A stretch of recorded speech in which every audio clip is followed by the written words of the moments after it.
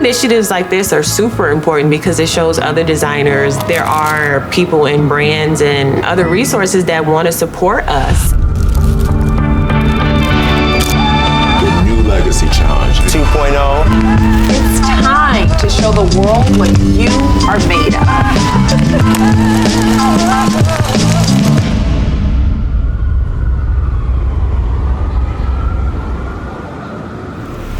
What's up, brother? I don't know what you're giving me this for. Basket's right here. How are you? Thank you so much. Tommy Hilfiger has built an amazing career off of his viewpoint on what prep looks like. When I think of preppy, I think of timelessness. I feel like the style really felt modern and fresh when I was like distorting it by putting it with something that hasn't been historically associated with. When I think about preppy, I always think about suits first. It's because it's just close to my aesthetic and it's what I like to design. We've come from that legacy of taking these aesthetically prep silhouettes and making them our own, even thinking of, what Dapper Dan had done. Each designer continues on in that legacy in a very exciting way. Just the level of talent with all three of these designers. I think it's an opportunity for us to show truly why representation matters. When you give access and opportunity to these three talented Black designers to show their version of prep. All the designers, the finalists, get $20,000, which is incredible. It also provides them with fabrics. There's such a crazy outpouring of resources that you need just to stay in the game. Sometimes working 4 times is hard for less. Absolutely. Yeah. And so is why I think the mentorship you all provide is important, but it's why the access is that much more critical. Fumble a bag, now I will not fumble a bag. Act like you know how this goes. My thought has been to lean into the fact that I'm making essentially handcraft. Actually, it's gonna look a little bit home sewn. And I really like the silhouette. I think it's very unusual, the combination of the silhouette. Jamil, to me, thinks about everything as an artist and every piece as a piece of artwork or wearable art. I'm gonna use like a similar technique as this for the Tommy. For the dress? For the polo dress, yeah. I have an Afrofuturist brand trying to think about the future of Blackness, creating real products that have not just beauty. I would like to further develop that aspect of my creativity, that focus on functionality. Jamil started the brand out of his college dorm room. As a political science major. And he transitions to saying I wanted to make pointed statements about the history of my people.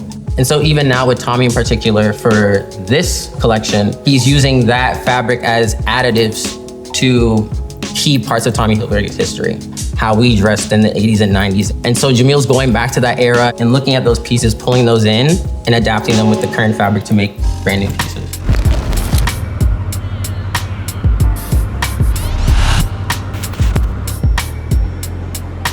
Once I get everything to the dye house, then I get my prints designed and get those printed, I'll feel a lot better about where I am as far as the timeline, because it's tight.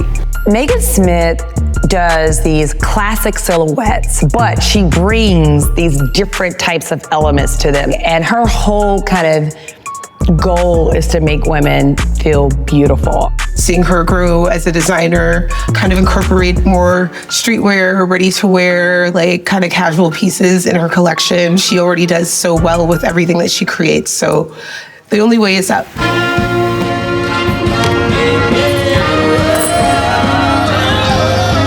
Working on 2 patterns presently right now, just taking my time with it just to make sure I get everything right.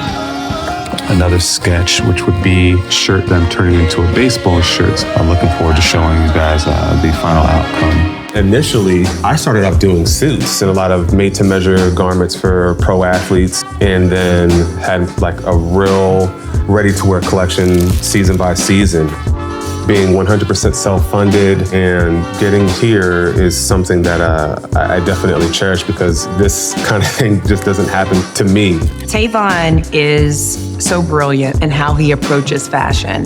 I think what makes brands special is being very focused. His challenge is going to be going outside that box and thinking through creative ways to really stand out, because at the end of the day, this is still a competition. How you doing? I'm doing really good. How are you? Yeah, good, very good. I have the left panel's crest for the for the hoodies, and it came out really, really, really good. Yeah, it looks really rich. Super, super excited about how this one came out. It just came out beautifully. Yeah, that's cool. I love that.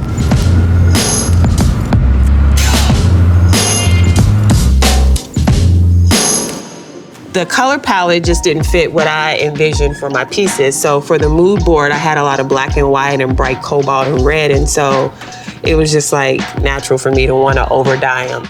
It looks very well made as well, which is really nice. The only key thing you have to focus on is to really bring those details that say Tommy. So maybe you put the red, white, and blue on the inside, like,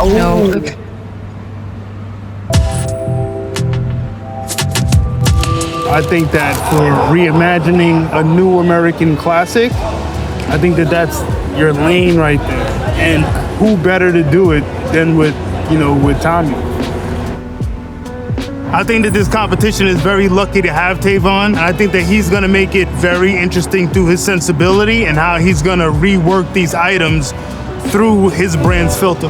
I can guarantee you they're competing with themselves. And I truly believe that all of them will and that they're ready for it. It's not gonna be easy.